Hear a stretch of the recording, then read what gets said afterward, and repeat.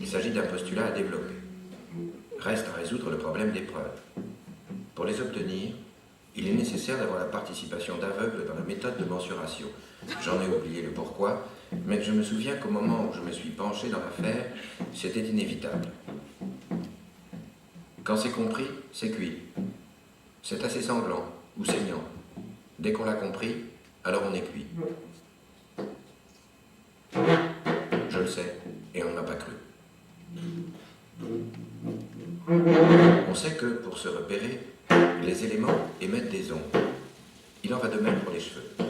Je ne sais pas comment, pour me prouver le contraire, on m'a rasé la tête. Plus tard, il est apparu que certains poils étaient plus longs que d'autres. Je suis sûr que cela est arrivé parce que j'étais malade. Évidemment, il ne s'agit pas là d'une preuve. Quelqu'un a dû le faire exprès, même si je n'ai pas pu encore découvrir ni comment, ni ma tête. Chapeau. J'étais chauve, mais je veux dire par là complètement chauve, c'est-à-dire sans un poil, sans le moindre poil sur toute la surface de la tête, à l'exception des cils et sourcils. Pendant ce temps-là, je pouvais sentir les poils pousser dedans le cuir chevelu, des poils minuscules qui occupaient toutes mes pensées. Cela m'a aidé à renforcer mon postulat. Je sentais ces petits poils partout pareils, pas seulement dans une zone déterminée, sinon dans toute la surface de mon crâne. Alors j'ai cru qu'il était possible que mon envie que tous poussent à la même vitesse pouvait influencer d'une façon ou d'une autre l'expérience en cours.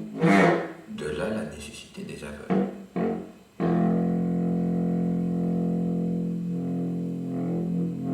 Enfin, je crois.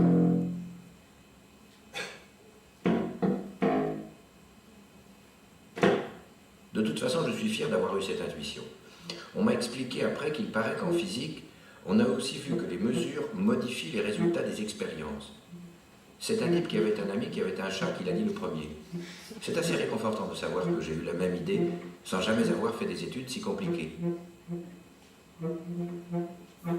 Mieux que des aveugles, ce seraient des écervelés, de ceux qui sont comme des légumes. Et il doit être plus difficile d'en trouver, voire de les emprunter.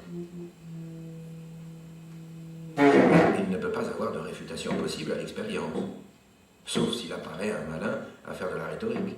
Dans ce cas, mon postulat peut rester sujet à des débats d'ordre philosophique, perdant ainsi, hélas, sa qualité d'universel.